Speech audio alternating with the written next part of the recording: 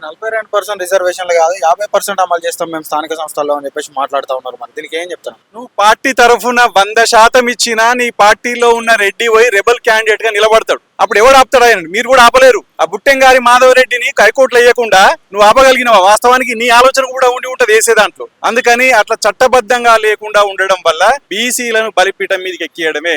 అవి లేకుంటేనన్నా గమ్మున ఉంటారు ఎవరికి వాళ్ళు. మీ పార్టీ తరఫున ఇచ్చినప్పుడు మేము ఖచ్చితంగా నిలబడాలి, మా పార్టీ తరఫున ఇచ్చిందని చెప్పేసి మా వాళ్ళు నిలబడతారు. కానీ మీ పార్టీలో ఉన్న రెడ్డిలు మరి వాళ్ళ నష్టం జరుగుతుంది కదా. అందుకని చట్టబద్ధంగానే మాకు 42% కావాలి. మీ పార్టీ తరఫున ఇచ్చే బిచ్చం మాకు అవసరం. రాష్ట్రం చూసుకున్నట్లయితే అత్యధిక శాఖ ఉన్నది బీసీలే.